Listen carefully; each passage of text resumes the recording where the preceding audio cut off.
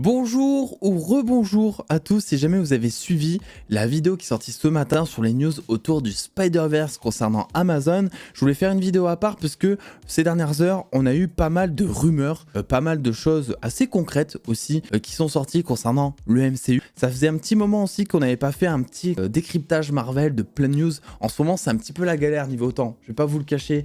Il y a la chaîne secondaire, il y a la spoiler room, il y a les shorts, on essaie d'en faire un par jour aussi. Je trouve que, je sais pas ce que vous en pensez, on s'en sort plutôt bien, on arrive à être un peu partout en même temps, et il y a aussi de grosses vidéos théoriques qui vont arriver, puisque je pense que je vais me servir des shorts pour concevoir quelque chose de plus gros. On a beaucoup théorisé dans les shorts autour des 4 Fantastiques, de Doom, de Kang, et je pense que réunir tout ça pour vous en proposer une longue vidéo pour ceux qui ne voient pas les shorts, ça peut être utile, et surtout moins frustrant, parce que les gars, faire une théorie en 1 minute, il n'y a rien de pire, il n'y a rien de pire vraiment. Quoi qu'il en soit, c'est pas le sujet aujourd'hui. On va commencer par parler de Miss Marvel. Miss Marvel qui est une série que moi j'avais adorée, alors qui n'est pas appréciée par le plus grand nombre de ce que j'ai compris. Moi je trouve que c'est une série sympathique avec un personnage attachant, une bonne origin story, rien de très extravagant non plus, ça casse pas internet, mais ça se regarde, c'est divertissant. Et Iman Vellani est une déesse en tant qu'actrice évidemment, et aujourd'hui apparemment, selon Dan Richman, il y aurait des discussions chez Marvel Studios afin de concevoir une saison 2 à Miss Marvel. Donc je vous pose la question en commentaire, est-ce que vous serez chaud pour une saison 2 à Miss Marvel? Et de base, c'est vrai que j'aurais dit pas tellement.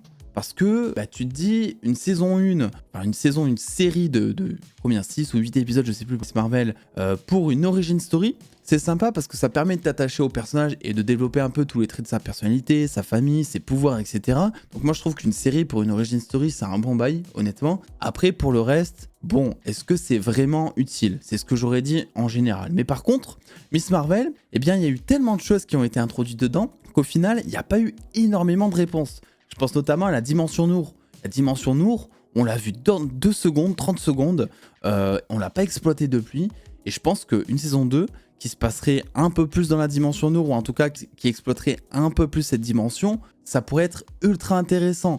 N'oublions pas non plus que Miss Marvel, c'est la première mutante annoncée du MCU. Alors je dis pas première mutante, parce que en soi, chronologiquement parlant, le premier mutant à notre connaissance dans le MCU maintenant, c'est Namor. Mais la première fois qu'on a entendu parler et qu'on a entendu le mot mutant et qu'on a mis le doigt sur un personnage du MCU, sur un mutant, c'était Miss Marvel. C'est la première fois qu'on a entendu ça. Et donc, c'est une mutante. Et n'oublions pas que on sait que les X-Men arrivent. Donc là aussi, il y a peut-être tout un lien à exploiter pour amener les X-Men, ou en tout cas les mutants, de manière crescendo. Rien ne dit que par exemple dans la saison 2, on pourrait pas se retrouver avec un méchant mutant par exemple, ou d'autres mutants, tu vois, pour exploiter beaucoup plus ce potentiel, d'autant plus que les fans en ce moment sont à fond sur les X-Men. Il y a la série d'animation qui a fait un tabac, tout le monde attend les X-Men en live action, les mutants c'est vraiment ce qu'on attend selon moi, donc ils pourraient jouer de ça et lier aussi avec la saga des X-Men qui arrivera prochainement, enfin la saga des mutants. On sait que les mutants vont beaucoup plus se développer dans tous les cas,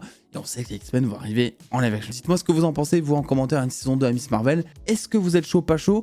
En sachant aussi que je mets un petit warning, je mets une petite alerte. Ces derniers temps, on a appris, de manière officielle, que Marvel Studios maintenant procéderait différemment pour ses projets. On a appris qu'ils développeraient beaucoup plus que ce qu'ils ne produisaient. Donc en gros, ça veut dire que avant, par exemple, alors j'extrapole, mais avant, dès qu'ils avaient une idée, hop, storyboard, scénario, tournage, projet sur Disney+, ça allait très vite, c'était une machine. Maintenant, ils vont beaucoup plus développer des scénarios, débattre là-dessus. Est-ce que c'est une bonne idée? Est-ce que ça va être un bon projet? Pour ensuite, peut-être, nous le sortir sur Disney+, ou au cinéma. Donc en soi, ça veut dire quoi? Ça veut dire que par exemple, cette news autour de Miss Marvel saison 2, même si elle est très fiable, parce que Dan Richman, et parce qu'on avait déjà entendu parler de certaines rumeurs visant que Marvel Studios voudrait peut-être faire une saison 2, ça veut pas dire non plus qu'elle va avoir lieu. Voilà. Donc ça veut dire aussi que pour toutes les news dans son ensemble, dont vous allez voir des news ou des rumeurs sur internet à partir de maintenant et durant les prochains mois, les prochaines années, même si elles sont très fiables, mais ça peut être un bon sujet de discussion. En tout cas, comme je vous l'ai dit, est-ce qu'on est chaud, pas chaud pour la saga du multivers actuellement? Autre chose du coup qui arrive très très vite, apparemment, et dont on a entendu beaucoup de rumeurs, et là pour le coup je pense que ça va véritablement arriver, c'est enfin, selon Diane Richman, Nova qui arrive sous format Disney+. Alors Nova qui a pas mal vécu en coulisses chez Marvel, puisqu'il y a eu des questions au début si on devait en faire un film. Ensuite, il était même question au moment de Werewolf by Night d'en faire un métrage, un moyen métrage. Et là, on serait bel et bien définitivement sur une série Nova qui rechercherait donc un jeune de 20 ans pour incarner le rôle principal. Donc a priori, ça peut tout aussi être Sam Alexander qui a 15 ans, tout comme le premier Nova, je crois, Richard Rider, qui lui a dans la vingtaine. Donc après à déterminer, parce que c'est vrai que si on se fie un petit peu aux chiffres des acteurs, des personnages à l'âge, c'est vrai qu'a priori ça serait beaucoup plus Richard Rider qui lui a dans la vingtaine, qui est étudiant, etc. Et recherche un acteur de 20 ans pour le rôle principal. Mais en soi, ça arrive souvent dans les films qu'ils prennent des acteurs plus vieux pour jouer des personnages plus jeunes. Rien ne dit que ça serait pas non plus une adaptation des deux personnages pour en faire un personnage inédit, comme Sylvie dans Loki par exemple, qui est un mélange de Lady Loki et de l'Enchantress pour en faire un personnage inédit sur Disney+. Alors d'un côté on a Sam Alexander qui lui est beaucoup plus récent, je crois qu'il est apparu pour la première fois en 2013 dans les comics, qui est beaucoup plus lié aux Gardiens de la Galaxie aussi. Dans les comics c'est eux qui lui annoncent après un accident que c'est lui qui doit reprendre le flambeau de son père qui était justement membre des Nova Corps. Et de l'autre côté t'as Richard Rider qui lui, je le connais un petit peu moins, je vous invite si jamais vous le connaissez à mettre vos avis en commentaire là-dessus, mais qui lui est beaucoup plus, j'ai l'impression, dans le lore de Xandar, avec les Skrulls aussi, les traits tournés cosmiques. Donc en soi, les deux propositions, moi je les trouve intéressantes. C'est vrai, je connais beaucoup plus Sam Alexander pour le coup, et c'est vrai que j'ai l'impression qu'il y a deux teams. Il y a la team des comics qui, de ce que je vois graviter sur Twitter, est beaucoup plus hypée par l'adaptation d'un Richard Rider. Et il y a la team de ceux qui ont peut-être connu les séries d'animation, etc., qui ont connu Nova comme ça, et qui voudraient beaucoup plus un Sam Alexander un peu plus jeune, un peu plus peps, etc. Donc je sais pas lequel est le meilleur, voilà, je sais pas s'il y en a un meilleur, mais les deux, pour moi, sont intéressants, et peut ramener énormément de lore aussi dans le MCU. On peut exploiter plein de choses qui ont été tout juste introduites, que ce soit dans les Gardiens, dans Captain Marvel, dans Secret Invasion. Il y a plein de choses qu'on a tout juste survolées dans le MCU à présent. On passe maintenant à Deadpool 3 qu'on attend vite énormément. Alors évidemment, attention P7, mais AMC, donc qui est la plus grosse chaîne de cinéma aux États-Unis, a annoncé que le film ferait 2h07, ce qui voudrait dire que ça serait le film Deadpool le plus long des trois. Alors c'est pas non plus énorme, 2h07. On garde en tête qu'il y a aussi le générique, la post-crédit, évidemment très attendu. Parce qu'on a donc cette source que je suis depuis très longtemps, qui est notamment spécialisé justement dans les trailers, qui dit que 2h07 c'est pas vraiment la durée finale et que d'après ce qu'il a entendu, 2h07 c'était une des durées tests qui avait été diffusée durant les screen tests notamment, mais que la durée changerait. Alors pour suivre un peu le truc à chaque fois de ce qu'il met, même quand il y a un changement, c'est pas énorme. On va pas passer de 2h07 à 2h48, voilà, c'est ça que je veux dire. On va peut-être passer de 2h07 à 2h04 ou de 2h07 à 2h09, tu vois. Ça va changer à quelques minutes près, mais a priori, on serait sur 2h10, un peu moins de film. Donc je trouve que c'est plutôt une bonne idée. Je sais pas vous, mais moi je suis pas ultra fan des très longs films, même qu'ils soient très bien. Voilà, un film de 3 heures en salle, déjà c'est du temps à organiser, il faut passer 3 heures en salle, faut avoir le temps, et puis 3 heures à passer devant un écran, etc.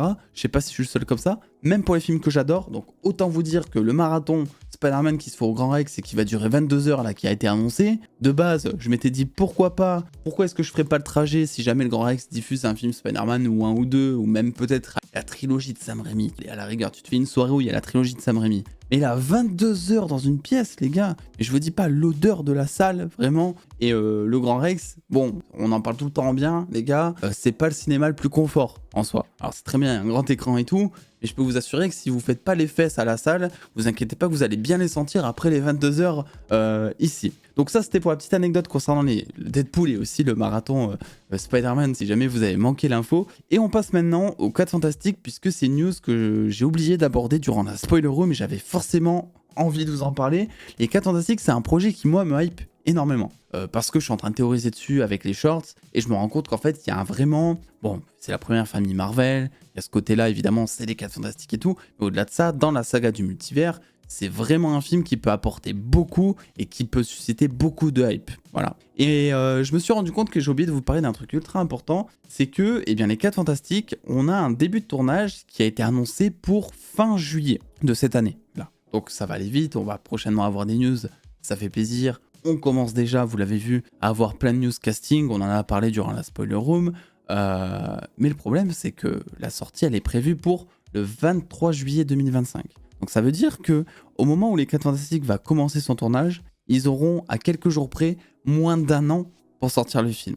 Et je sais pas ce que vous en pensez, ça sent quand même le report. Et je vais pas vous le cacher non plus, j'espère qu'ils vont reporter. Alors après, c'est vrai que le film est en développement depuis très très longtemps, donc ils ont peut-être déjà préparé plein de choses en CGI. Alors, en termes de post-prod, il y a peut-être des choses qui ont déjà été faites durant la pré-prod pour gagner du temps justement à cause de tous ces reports. Donc on aura peut-être à l'arrivée un film très qualitatif, hein, si jamais ça sort dans 1 an. Mais je sais pas, pour moi, s'il y a bien un film où Marvel doit rassurer, doit montrer que Marvel est grand, c'est ce film-là. C'est un film où il ne faut absolument pas décevoir. Et c'est pour ça que si à l'heure actuelle, tu me demandes si je préfère prendre le risque entre le fait de sortir le film dans 1 an ou si ça doit être reporté par exemple à début 2026, bah même si ça m'embêterait, je préfère que ce soit décalé à début 2026. Parce que je sais pas si on se rend compte, mais 1 an pour tourner un film, faire la post-prod, faire les reshoots, parce qu'il y a tout le temps des reshoots sur les blockbusters, d'autant plus sur les films Marvel Studios,